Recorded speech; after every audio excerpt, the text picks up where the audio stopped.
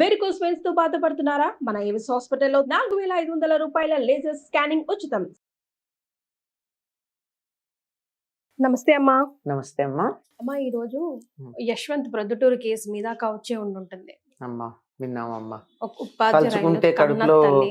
ఇలా గుబులు వచ్చేస్తోంది. మరి కడుపు చుమ్మలు చుట్టిందంటారా, అట్లా అయిపోయింది. ఎస్, కన్న తల్లి ఉపాధ్యాయురాలు. అందులో తను కొన్నిసార్లు ఫిజికలీ హ్యాండిక్యాప్డ్ పర్సన్ అని చెప్తున్నారు. అంటే not like well of body తనది. అందుకే వెనకాల నుంచి సడన్ గా వచ్చి తన కత్తితో దాడి చేస్తుంటే తనను తను ప్రొటెక్ట్ చేసుకోలేకపోయింది అని అంటున్నారు. చంపేసి మళ్ళా వీధిలోకి లైక్ బాల్కనీలోకి లాగేస్తే ఆ బ్లడ్ అంతా అసలు ఆ స్టెప్స్ మీద నుంచి పారుతుంది. ఎట్లా తట్టుకున్నాడమ్మా అసలు కన్న తల్లిని? అసలు వాడు ఏంటి మైండ్ సెట్? ఫిజికల్లీ వీక్ అని కాకపోయినా కొడుకు అట్లా చేస్తాడని ఎవరు అనుకోరు గనక, అన్ఎక్స్పెక్టెడ్ గనక అది హఠాత్తుగా జరిగినటువంటి సంఘటనే అనుకోవాలి. దాన్ని ఇంకా షాక్ లో ఉండుంటుంది తల్లి. మరి ఇంకా ఆ shock లో దరిద్రుని కనీసం తిట్టుకుంటా ఎదిరించలేదు. వచ్చావా నువ్వు ఇంకా హైదరాబాద్ నుంచి అని వాడి కోసమే వండి పెడుతుందంట ఇంకా కిచెన్ రూమ్ లో.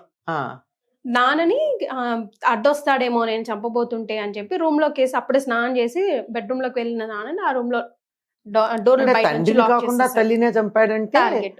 తల్లి మీద ఏమిటా కోపం? తల్లి ఉపాధ్యాయురాలు కదా, అందువల్ల బడిలో పిల్లలకి చెప్పినట్టు ఇతడికి కూడా సరిగ్గా ఉండు నాయనా, బాగా ఉండు అని ఏదన్నా నీతులు చెప్పిందేమో. అది తట్టుకోలేకుండా ఉన్నారుగా ఈ రోజుల్లో ఎవరైనా. నువ్వేం చేస్తే దాన్ని మెచ్చుకోవడం, నీ అంతటి వాళ్ళు లేరు, నువ్వు చేసిందే సరైంది అని ఆకాశానికి ఎత్తేయాలి అని అనుకుంటారు అందరూ. ఆ కారణంగా తల్లి ఏమైనా ఇతన్ని మందలించిందేమో.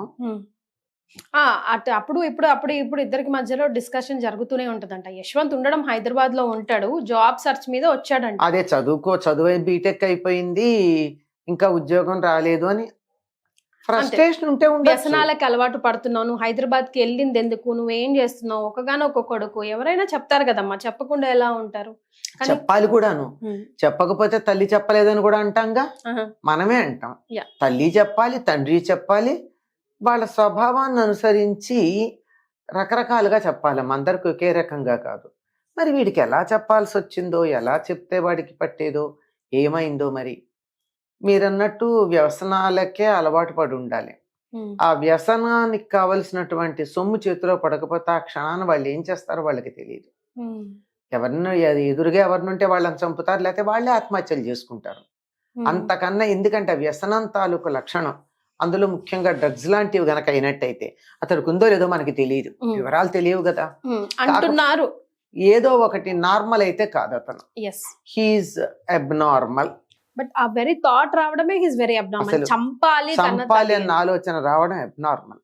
అయితే డ్రగ్ అడిక్ట్ అవ్వాలి, లేదా మానసికంగా ఏదైనా వ్యాధి మానసిక వ్యాధి ఉండాలి. ఈ రెండు కాకపోతే మరి ఇంకేం కారణం ఉంటుంటుంది? ఎవరితోనన్నా ప్రేరేపించబడి ఉండాలి. ప్రేరేపించబడినా గాని అలా ఎందుకు చేస్తారు? మరి అంత అంత ఇదిగాను. అందులో కన్న తల్లిని మరి ఎవరినో కాదు, అసలు ఎవరిని చీమనే చంపలేం మనం. కుక్కకి దెబ్బ తగిలి కుంటెడుతూ ఉంటే తట్టుకోలేక బాధపడతాం. అట్లాంటిది సాటి మనిషినైతే మరీను, అందులో తల్లినంటే తప్పనిసరిగా వికృత మనస్థితి ఏదో ఉంది అతడికి, సహజ స్థితి లేదు. దేనివల్ల అన్నది మనం చెప్పలేం. ఏ దురలవాటు వల్ల కావచ్చు, ఇంకేదన్నా కారణం కావచ్చు, మరేదన్నా కూడా కావచ్చు. ఇప్పుడు ఆ తండ్రి ఎటు మాట్లాడతాడమ్మా? భార్యని కోల్పోయి ఆ దుఃఖంలో ఒకవైపు, అది కూడా అసలు సడన్ షాక్ కదా. వీడేమో హంతకుడు అయ్యాడు, మళ్ళీ ఏమైనా కనీసం అయ్యో నేను ఇట్లా చేశానే క్షణికావేశంలో అన్నా అది కూడా ఉందా? అది క్షణికావేశంలో చేసింది కాదు, అది ప్లాన్డును హ్యాపీ. తను చేసిన పనికి తను సంతోషంగా ఉన్నాడు, తీసుకెళ్ళాడు, బయట పడేశాడు, పాటలు పెట్టు కూర్చొని విన్నాడు. తండ్రిని అడ్డొస్తాడేమో అని చెప్పి గదిలో పెట్టి తలుపేశాడు, వేసి మళ్ళీ అయిపోయాక పని అయిపోయిందని చెప్పాడు. అంటే దాన్ని బట్టి అతడు ఎంత కోల్డ్ బ్లడెడ్ మర్డర్ చేశాడు. అలా చేయాలంటే అది క్షణికావేశంలో చేసింది అయితే కాదు. అసలు ఇప్పుడు ఆ తండ్రికి కూడా లోపల ఎంత గుబులు ఉంటది. ఈ రోజు ఆమెకైంది, రేపు ఆయన కూడా అవ్వచ్చు, వాడుకొచ్చి చేసుకోవచ్చేమో. అదే ఇప్పుడు వీళ్ళు ఒకవేళ గాని అది డ్రగ్స్ తాలూకుది గనక అయినట్టయితే, మనకి తెలియదు అవునో కాదు, అది గనక అయినట్టయితే సమయానికి దొరక్కపోతే ఎదురుగా ఉన్న వాళ్ళన్నా చంపేస్తారు, లేకపోతే వాళ్ళన్నా చచ్చిపోతారు. కానీ వాళ్ళు చావరు, చచ్చే ప్రయత్నాలు చేస్తారు. వాళ్ళకి ఆ స్థితిలో లేకుండా పోవాలని ఉండదు, బతికుండి డ్రగ్స్ తీసుకోవాలని ఉంటుంది. అందువల్ల దానికి ఇతరులని భయపెట్టడానికి, ఏదో రకంగా ఆ డబ్బు సంపాదించటానికి కావలసిన పనులు ఏవైనా చేస్తారు, చచ్చినంత పని చేస్తారు. అంతేగాని చావరు. ఎదుటి వాళ్ళని అయితే చంపేస్తారు. అది ఉంది. ఒకవేళ డ్రగ్స్ అయితే ముందు దాని కింద అరెస్ట్ చేయాలి వాడిని.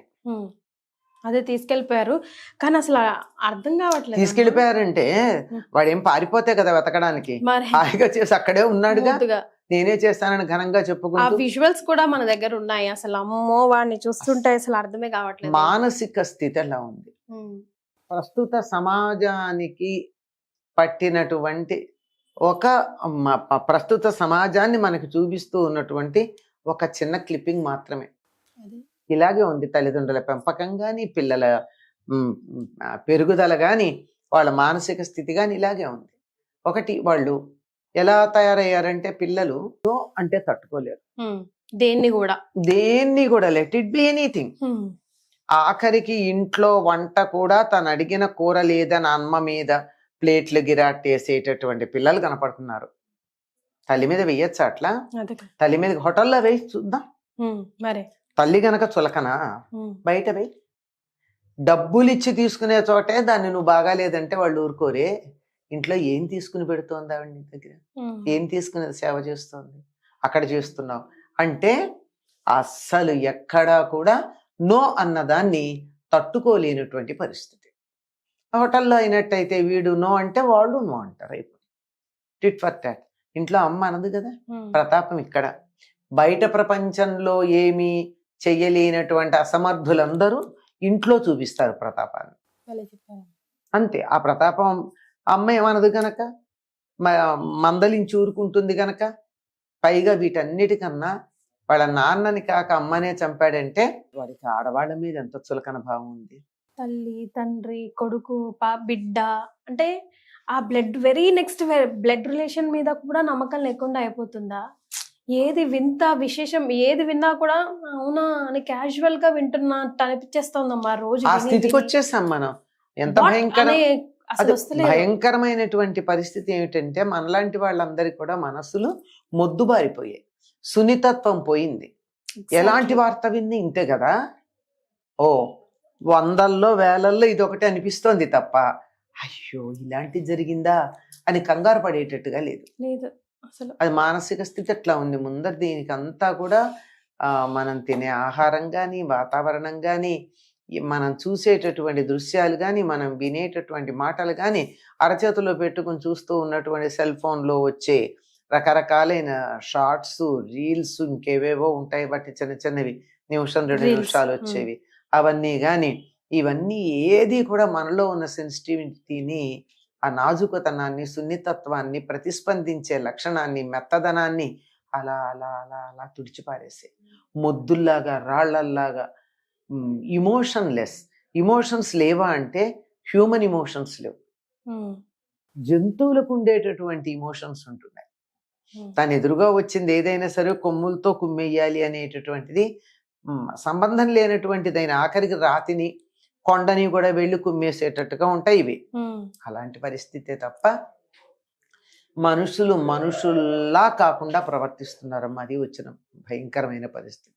సమాజం ఎటు వెళ్తుందో, మనం ఎటు వెళ్తున్నామో, సమాజంలోనే మనం ఉన్నామా, అసలు అది విన్నాక నాకు షాక్ అన్నమాట. అసలు నిజంగా మొద్దుబారిపోయింది మా బ్రెయిన్ అంతా. అసలు it took some time for me to come back to normalcy. టీచర్సే పనిష్మెంట్ ఇస్తేనే మనం అరిచి గోలు పెట్టి గొగ్గలు పెట్టి అసలు మన రకరకాలు చేస్తూ ఉంటే, కన్న తల్లినే నువ్వు చంపేసుకుంటుంటే ఇంకా అసలు పిల్లలు ఎందుకు, ఈ పెంపకం ఎందుకు? మళ్ళీ at the end of the day మళ్ళీ బ్లేమ్ చేయబడుతుంది ఆ పేరెంట్సే, సరిగ్గా పెంచక.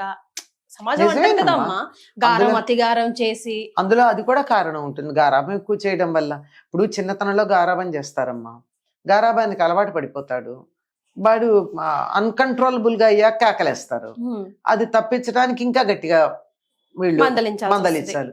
ఈ మందలించింది వాడు తీసుకోలేడు. రెండిటి కాంట్రాస్ట్. అందుకే పిల్లల్ని 5 ఏళ్ల వరకు చక్రవర్తిలా పెంచి 6 7 వచ్చినప్పటి నుంచి పని వాళ్ళ చూడాలట. అంతేగాని మర్యాదగా చూడటం కాదు. చూస్తే ఇదిగోండి ఇలాంటివే. థ్యాంక్ యూ సో మచ్ అమ్మా. నమస్తే. నమస్తే అమ్మ. చాలా బాధాకరమైనటువంటి విషయం.